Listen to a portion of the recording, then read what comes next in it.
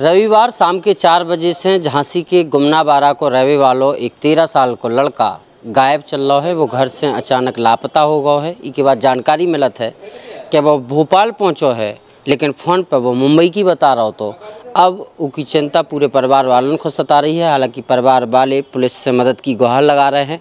Police ने ये पूरे प्रकरण में मामला दर्ज कर लिया है और जांच पड़ताल में जुटी है। उतनी ही हमारे संगे जो 13 वर्षीय बालक है अभय, उनके पिताजी जितेंद्र हैं।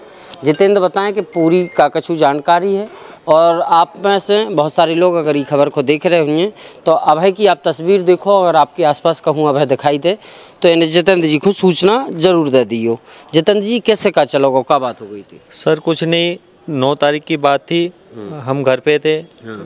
तो घर पे मतलब मैंने बच्चे घर पे बैंक गया, बैंक से मैंने 10,000 रुपये निकाले। 10,000 रुपये निकालने के बाद में उसमें जो मेरे मिसेज के अकाउंट में जो पैसा बैलेंस था उसमें से 2600 रुपये माइनस थे। तो मैंने ATM से 10,000 रुपये निकालने के बाद में माइनस में जो पर्ची आती है बैलेंस की, उसमें से 2600 रुपये माइनस मिलता है। तो मैंने अपने मिसेज को फ़ोन लगाया कि ये 2600 रुपये तुमने किसी को ट्रांसफ़र किए हैं? तो मेरी मिसेज बताती है कि नहीं, मैंने तो किसी को ट्रांसफ़र नहीं किया है, मैंने ओनली 700 रुपये यूज किए हैं फ़ोनपे पे, जिसमें 206 रुपये लाइट का बिल और 500 रुपये की ऑनलाइन क्रीम मंगाई है बच्ची के लिए, लड़की के लिए। तो मैं बोला ठीक है। मैं जब घर आता हूँ तो मैं देखता हूँ, फ़ोन पे चेक करता हूँ मैसेज के अकाउंट का, तो उसमें से 2600 रुपये माइनस मिलते हैं, जिसमें से 700 रुपये मेरे पर्सनल यूज में हुए। 1900 रुपये सुजीत नायक नाम का एक मोहल्ले का लड़का है, उसके नाम से 1900 रुपये ट्रांसफ़र उसमें दिखाई पड़ते हैं। तो मैंने अपने मिसेज से पूछा ये सुजीत नायक कौन है? तो मेरी मिसेज बोलती है मैं नहीं जानती हूँ सुजीत नायक कौन है। तो मैं बोला आप लोगों ने, मैंने अपने बच्चों से पूछा, बिटिया बड़ी बिटिया से पूछा, छोटी बिटिया से पूछा, अभय सेंगर से भी पूछा। मैंने बेटा आप लोगों ने कोई ऑनलाइन पढ़ाई के लिए या कोई बुक्स वगैरह मंगाने के लिए या किसी काम के लिए ऑनलाइन शॉपिंग के लिए तो नहीं ट्रांसफ़र किए? तो मेरे बच्चे कहते हैं कि नहीं पापा मैंने नहीं किए हुए। मैंने अपने लड़के से भी पूछा बेटा ऑनलाइन पैसे ट्रांसफ़र किए? तो मेरा लड़का कहता नहीं पापा मैंने भी नहीं किए। इसके बाद में मैं जांच करता हूं कि सुजीत नायक का जो मैंने पूरा फोल्डर खोला तो उसमें पिछले 1 महीने से पैसे ट्रांसफ़र हो रहे थे, लगातार 1 महीने से सुजीत नायक के अकाउंट में पैसा ट्रांसफ़र। मैंने देखते ही मेरे माथा ठनक गया। मैं बोला कि आज 1900 रुपये हुए, इससे पहले 1500, 1600, 1000 ऐसे करते हुए 4,500 रुपये ट्रांसफ़र पिछले 13 फरवरी से लेकर 9 फरवरी तक रेगुलर ट्रांसफ़र हुए हैं। 9 मार्च तक 13 फरवरी से 9 मार्च तक रेगुलर ट्रांसफ़र हुए। मैं मैसेज से मैंने बोला कि ये रेगुलर ट्रांसफ़र पैसे हो रहे हैं और तुमने चेक नहीं किया ये किसके पैसे ट्रांसफ़र हुए? तो मैसेज बोली कि घर का काम चल रहा है, मैं काम में बिजी रहती हूँ और बच्चे मोबाइल लिए रहते हैं, क्योंकि बड़ी बच्ची और बड़ी बिटिया की वो चल रही है, एग्ज़ाम चल रही है CBSE बोर्ड की, तो वो बिजी रहती है, फ़ोन में लिए रहती है, तो उन्होंने भी चेक नहीं किया।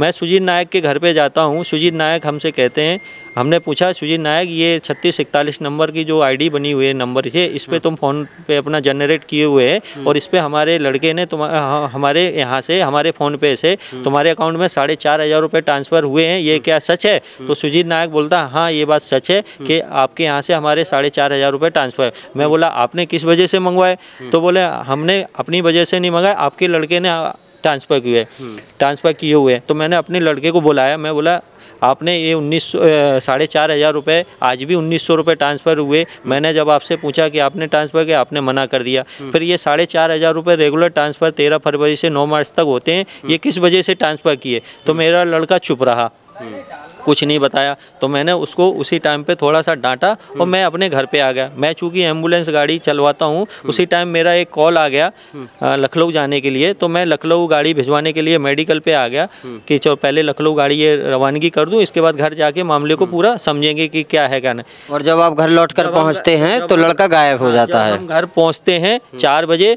तो घर से फ़ोन आता है कि बच्चा 4 बजे से घर से गायब है और कहीं ढूंढे मिल नहीं रहा है। पूरे मोहल्ले में चेक करा लिया। तो फिर हम आसपास CTC फुटेज सब जगह चेक करते हैं तो मोहल्ले में 2-3 लोगों के कैमरे लगे हुए हैं, उससे वो पैदल जाते हुए हमें दिखाई देता है। ठीक है, फिर इसके बाद में हम पूरा यहाँ अचानक में तभी पूरे मोहल्ले में जानकारी लेते लेते हमें रात में 11 बज गए। सब मोहल्ले के लोग इकट्ठे हो गए, दोस्त यार आ गए, रिश्तेदार भी आ गए। जैसे जानकारी करते करते अचानक मेरे फ़ोन पे एक कॉल आती है भोपाल से।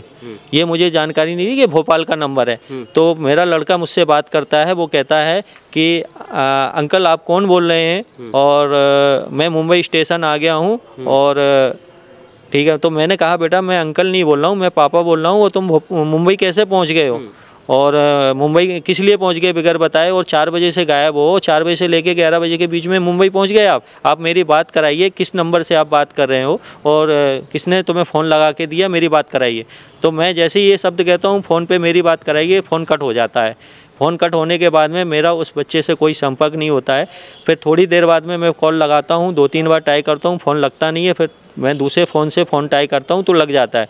तो उससे मेरी उस नंबर पे बात होती है, तो वो बताता है कि भैया मैं भोपाल से बोल रहा हूँ और मेरी आइसक्रीम की रेडी लगती है स्टेशन से आधा किलोमीटर दूर, वहाँ मैं बैठता हूँ और आपका बच्चा अभी एक लड़का आया था 12-13 साल की उम्र का, उसने मेरे यहाँ से आइसक्रीम ली। आइसक्रीम लेने के बाद वो मुझसे कहता है कि मुझे पापा से बात करनी है, आप मुझे फ़ोन दे दो। तो मैंने लॉक खोल के उसको फ़ोन दे दिया।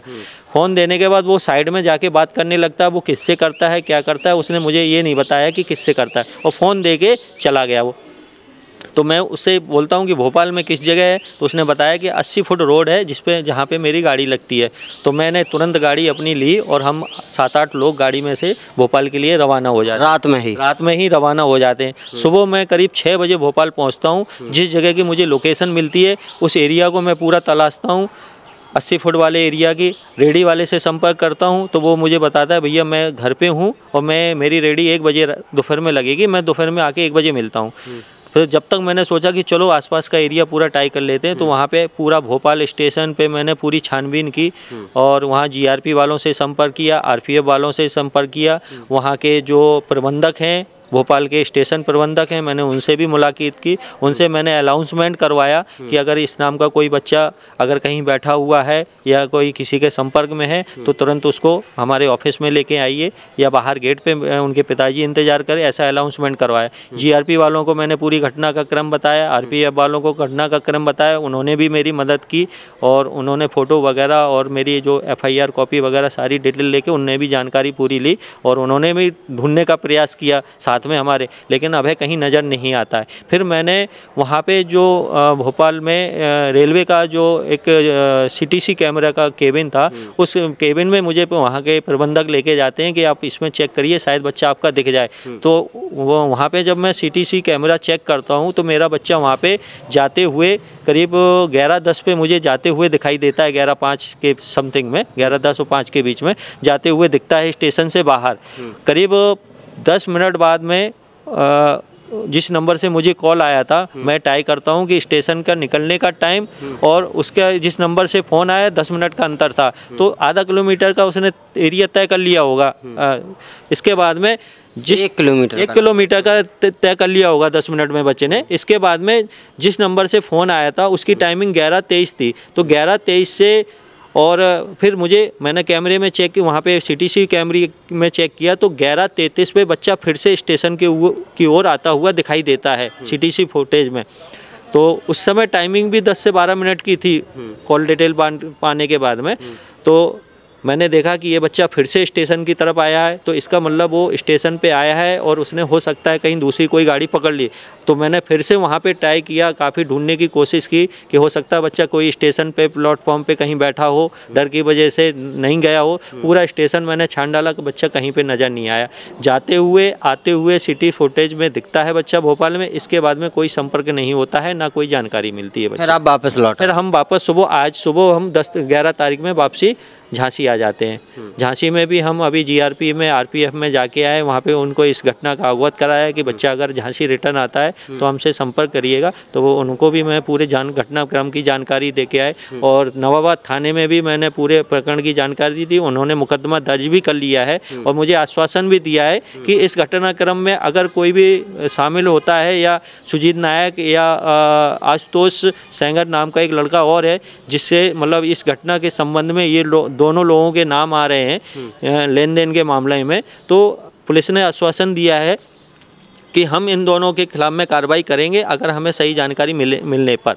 पहले हम बच्चे को वापस लाएंगे। क्लियर नहीं है ना कि पैसे किस बेस पे लिए, अभी कि उसने डाले कि इन्होंने लिए कि क्या? अभी ये बेस क्लियर नहीं है। बच्चा जब आएगा, जब बच्चे से पूछताछ करेंगे कि मामला क्या है, मेरे बच्चे ने उनके अकाउंट में किस लिए पैसा डाला है, डरा धमका के इन लोगों ने पैसा वसूला है, या मेरे बच्चे ने इन लोगों से कर्जा लिया हो, वो जो भी घटनाक्रम है वो बच्चे के आने के बाद ही सारी जानकारी। ये भी हो सकता है शायद बच्चा ने गेम में कहीं कर्ज में फंस गया हो, इसलिए डर के मारे वो चला गया हो। वो आप सही कह रहे हो सकता है बच्चा कोई गेम में, लेकिन जहाँ तक कि मेरी जानकारी है बच्चा कोई ऐसा, क्योंकि मोबाइल हम लोग शाम को चेक करते हैं तो कहीं ऐसा कोई डाउनलोड नहीं है कोई गेम में, ना मेरे फ़ोन में और ना ही मिसेज के अकाउंट, मेरे मिसेज के फ़ोन पे कोई डाउनलोड फ़ोन है। बच्चा यदि किसी डर की वजह से गया हो तो क्या कहेंगे? नहीं, डर की वजह से गया है तो मैं तो यही चाहूँगा कि अगर मेरे डर की वजह से गया है तो उसे, क्योंकि मैंने कभी उसे इतना डांटा भी नहीं है, और कल भी परसों भी मैंने उसे कोई ऐसा ज़्यादा डांटा नहीं है। इससे पहले भी मैं उसे डांटता था तो कभी उसने ऐसा कदम नहीं उठाया।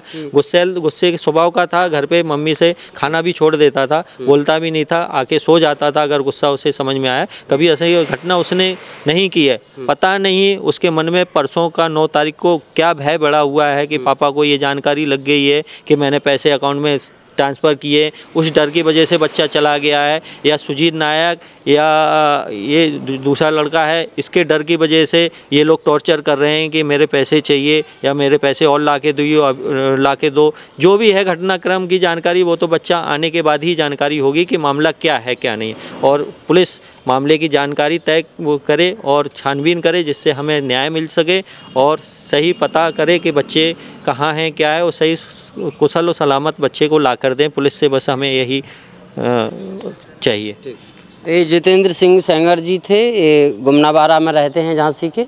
इनके बच्चे का नाम अभय है और अभय 13 साल का है, अभी 7वीं में पढ़ता है, और रविवार शाम को करीब 4 बजे से 9 मार्च से गायब है। आपकी स्क्रीन पर तस्वीर भी दिखा रहे हैं हम। यदि आपको कहीं भी ये बच्चा दिखाई दे तो आप लोग ज़रूर इनको बताइएगा। एक बार आप अपना मोबाइल नंबर और बता दीजिएगा। 8005162606। ये आपका नंबर है? ये मेरा नंबर है।